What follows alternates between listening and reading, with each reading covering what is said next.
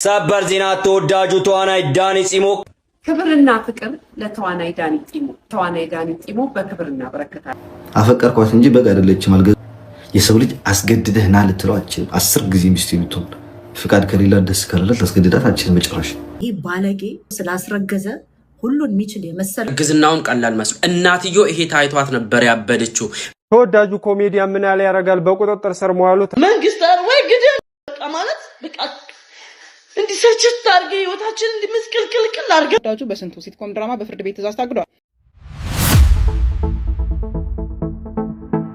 መንግስት ወይ ግደል በቃ ማለት በቃ እንዲሰችት ታርገ ህይወታችን እንዲመስቀልቅልቅል አርገ ማለት ህይወታችን ለምን አጨርሰንም በቃ አንዴ መተ በመሳሪያ ሁላችንንም እንዲህ በቃ የለም በቃ መከራችን አብስተን መከራችን ከመታበዘው ለምን ምን አይነት ህይወት ነው እያኖርከን ያለው? ግን ምን አይነት መንግስት ነው የመጣው? ምን አይነት ህግ ነው ያለው? ምን አይነት በቃ ምን አይነት እንዴ ሳተም መብላት እንኳን አልቻለም ነው ወይ ሆን ብላችሁ ነው? ሆን ብላችሁ ያ ከሲስተም አስወጣችሁ የት እንሂድ? ሁለት ሀገር የለንም፣ መደበቂያ ሀገር የለንም። ምን ያው ከተማ ልጅ መሄጃ የለኝም እንዴ ዛሬ ወረዳ ምናምን ብለው ወረቀት ሰጡኝ። ሰጥተው ሄዱ፣ ስራ ሰጥተው ሄዱ። ክብርና ፍቅር ለተዋናይ ዳኒ ጺሞ ሰኞ ሰኔ 15 በ11 ሰዓት በታላቁ ብሔራዊ ቲያትር እኛ ንጉስ አርማን ለተዋናይ ዳኒ ጺሞ በክብርና በረከታለን። እናንተስ ምን ትሰጡታላችሁ?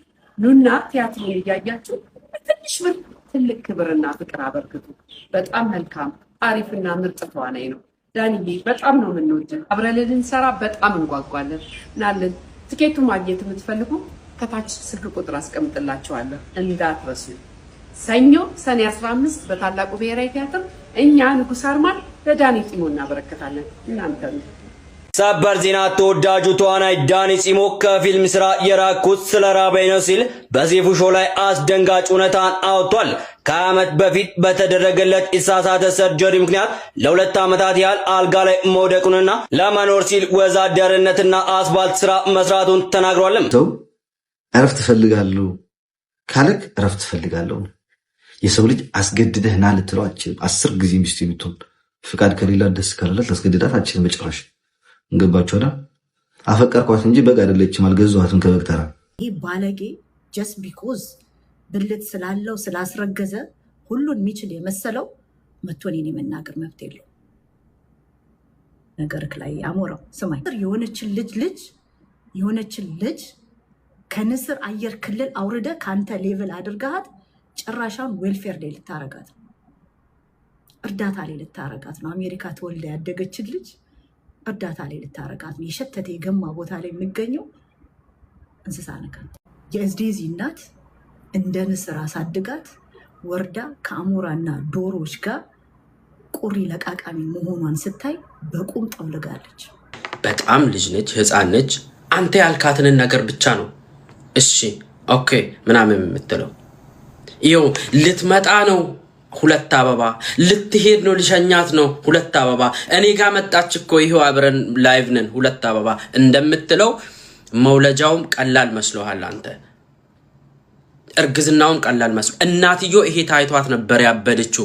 ባይዘው እናት ልንገራችሁ፣ እናት ለልጇ ነብይ ነች። የበፊት የሚመጣው ህይወት በደንብ ኩልል ብሎ ይታየላታል። እንደኛ አይደለም፣ እኛ የላይ ነው የሚታየን። እናት ግን ዲፕ ነው የምታየው። ስለ ልጇ በደንብ የፊት ነገ ምን እንደምንሆን ይታያል። እናት ለልጇ ነብይ ነች። ይሄ ታይቷት ነበር እንደዛ እንደ እብድ ወጣ ስታለቅስ የነበረችው። ምንም ሊበል ምንም ላድርግ ብቻ ላለያያቸው ብላ እንደዛ እንደ እብድ ወጣ። ጥያቄ ለዲያስፖራ እንዴት ነው የወጣችሁት?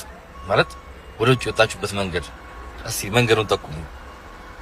እንግልት ምናምን ያልበዛበት ግን በቃ በህጋዊ የምንወጣበት መንገድ እስቲ ጠቁሙ። ከምንም አታገናኙት ግን መውጣት ፈልጌ ነው። እንዴት ነው ከሀገር የወጣችሁት? ማለት እስቲ ዝም ያለ ኑሮ የኖራችሁት እንዴት ነው? ያው ቢል ነው ቢል ምናምን እንደሚያሳድ ኑሮ በሀገር እንደምናፍቅ እሱን እርሱት። አሁን ከረንትሊ የተሰማኝ ነገር ምንድነው ታውቃላችሁ? እንዴት ነው የወጣችሁት? እስቲ መንገዱን ንገሩ። በማርያም ራሱ ሲሆን ወደ ውጭ ሀገር እንዴት እንደሚወጣ አያውቅም፣ ግራ ገብቶታል። ሌሎችን ግን ለማስበላት ሲሆን ገንዘብ ሲከፈለው ግን ምን ብሎ ማስታወቂያ ሲሰራ እንደነበር ደግሞ እስኪ ይህንን ቪዲዮ ተመልከቱ። በነገራችሁ ላይ ያለምንም እንግልት ህጋዊ ዶክመንት አስይዘው እዚሁ በዱቤ የሚልኩ አንድ ድርጅት አስተዋውቃችሁ።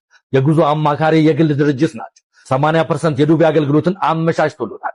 ሃንጋሪ፣ ኦስትሪያ፣ ፊንላንድ ወዴት መሄድ ይፈልጋል? የሚፈልጉትን ሀገር በትክክለኛ የሥራ ዕድል አመቻችቶ ያውም በጥሩ ክፍያ 80% ዱቤ አዘጋጅተው ኑ ይላል። በተጨማሪም ከባንክ ጋር ነፃ ብድር የሚፈልጉ ካሉ ውል አዘጋጅተው ይጠብቋቸዋል። እጅግ በጣም ለየት የሚያደርገው ደግሞ በ45 ቀን ውስጥ ቪዛው እጃችሁ ላይ መድረሱ ብቻ ነው። በተጨማሪም አከፋፈሉ እጅግ በጣም ቀላል ነው። 80% የብድር አገልግሎት ስናመቻች 20%ን ደግሞ ለሚከፍሉት ቼክ ዋስትና እንሰጣለን። 100% የተረጋገጡ ህጋዊ ጉዞዎችን እኛ ጋር ያገኛሉ። ይጎብኙን ይላል። እድሎን ይጠቀሙበት። እዚህ ጋር ግን ወደ ተለያዩ ሀገራት መሄድ ለሚፈልጉ ሰዎች እንዴት መሄድ እንደሚችሉ ማስታወቂያ እየሰራ ነበር። አያችሁ፣ እንደነዚህ ያሉ ሰዎች ገንዘብ ሲከፈላቸው ገንዘባቸውን እንጂ የሚያዩት ስለዛኛው ሰው ህይወት ምንም አያገባቸውም። እሱ በሰራው ማስታወቂያ ግን የስንት ሰውን ህይወት አበላሽቷል፣ የስንት ወጣትን ተስፋ አጨልሟል። ከዚህ በፊት ሁሉም ሰው የዘራውን ነው የሚያጭደው የሚባለው ለዚህ ነው። አየህ፣ ልክ ዛሬ ላይ እሱ ሲጨንቀው እንዴት ነው ወደ ውጭ ሀገር መውጣት የሚቻለው ብሎ ደግሞ ሰው ይጠይቃልና ላንተም ሆነ ለመሰሎች መናገር የምፈልገው ነገር ቢኖር ሁሉም ሰው አንድ አይነት እንዳይመስላችሁ። በእናንተ አስተሳሰብ የኢትዮጵያ ህዝብ ሾርት ሚሞሪ ነው፣ ዛሬ ያወራነውን ነገ ይረሳዋል ብላችሁ እዚህ መታችሁ ህዝቡ ላይ የምትቀራረጹት ነገር አለና፣ በነገራችን ላይ ይሄ ልጅ አሁን ያሰማችሁን አይነት ማስታወቂያ ሲሰራ አንድ ማስታወቂያ ብቻ አይደለም የሰራው፣ ሌላም ደግሞ ወደ ዱባይ መሄድ የምትፈልጉ ብሎ እንዲህም ብሎ ተናግሮ ተወዳጇ ድምፃዊት ቬሮኒካ አዳነ 31ኛ ዓመት የልደት በዓሏን እያከበረች ትገኛለች። በዚሁ በቲክታክ መንደር ከ2 ሚሊዮን በላይ ተከታዮችን በማፍራት ቀዳሚ ከሆኑት ተጽዕኖ ፈጣሪዎች መካከል አንዷ የሆነችው ቬሮኒካ በልዩ የድምፅ ውበቷና ባበረከተቻቸው ተወዳጅ የሙዚቃ ስራዎቿ የብዙዎችን ልብ መግዛት ችላለች። ድምፃዊቷ በዚህ የደመቀው የልደት በዓሏ ላይ እግዚአብሔር ይመስገን ገና 80 እንገባለን በማለት ለፈጣሪ ያላትን ምስጋናና ለወደፊት ህይወቷ ያላትን ትልቅ ተስፋ ገልጻለች። ይሁን እንጂ ቬሮኒካ ልዩ የሚያደርጋት የኪነ ጥበብ ብቃቷ ብቻ አይደለም፣ ከስኬቷ ጀርባ ያሉ ጥንካሬዎቿም ጭምር እንጂ። በህይወት ጉዞ ያሳለፈቻቸው ውጣ ወረዶች ሳይበግሯት ዛሬ ላይ ለብዙዎች የተስፋና የብርታት ተምሳሌት መሆን የቻለች ጀግና ሴት ናት። ከሙዚቃው ጎን ለጎንም በተለያዩ የበጎ አድራጎት ስራዎች ላይ ቀዳሚ ተሰላፊ ስትሆን በተለይም ሴቶችን በማበረታታት ረገድ በግንባር ቀደምትነት ትጠቀሳለች። ለመላው አድናቂዎቿና ለጥበብ አፍቃሪያን ሁሉ ደስታን የምታድለው ቬሮኒካ በዛሬው ዕለት ወደ አዲስ ህይወት ምዕራፍ ስትሻገር እኔም መልካም ምኞቴን መግለጽ ፈልጋለሁ። ቬሮኒካ አዳነ እንኳን ተወለድሽ፣ ቀሪ ዘመንሽ የስኬትና የደስታ ይሁንልሽ። ላለፉት 3 ዓመታት በኢቢኤስ ቴሌቪዥን ሲተላለፍ ቆይቶ በቅርቡ ወደ ቻናሏን የተዘዋወረው ተወዳጁ በስንቱ ሲትኮም ድራማ በፍርድ ቤት ትዕዛዝ ታግዷል። ለእገዳው ምክንያት የሆነው በአዘጋጁ አብሪኮም መልቲሚዲያ እና በኢቢኤስ መካከል የተፈጠረው የባለቤትነት መብት ክርክር ሲሆን ኢቢኤስ ድራማው ያለኔ ፍቃድ ወደ ሌላ ጣቢያ መዘዋወሩ አግባብ አይደለም በማለት ክስ መስርቷል። አብሪኮም በበኩሉ ውሉ በመጠናቀቁ ምክንያት ጣቢያ መቀየሩን ቢገልጽም የቦሌ ምድብ ፍርድ ቤት የኢቢኤስን የእገዳ ጥያቄ በመቀበሉ ድራማው እንዲቆም ተደርጓል። ይህ በእንዲህ እንዳለ በድራማው ላይ የሚሳተፉ ከመሪ እስከ ረዳት ተዋናይ የ2 ክፍሎች ውዝፍ ክፍያ እንዳልተሰጣቸው ቅሬታ አቅርበዋል። ስማቸው እንዳይጠቀስ የፈለጉ ተዋናያን ክፍያቸውን በተደጋጋሚ ጠይቁም እንዳልተፈጸመላቸውና በአዲሱ ጣቢያም ተመሳሳይ ችግር እንደገጠማቸው ገልጸዋል። የአብሪኮም መልቲሚዲያ ኃላፊዎች ግን ለጉዳዩ እስካሁን ድረስ ምላሽ አልሰጡም።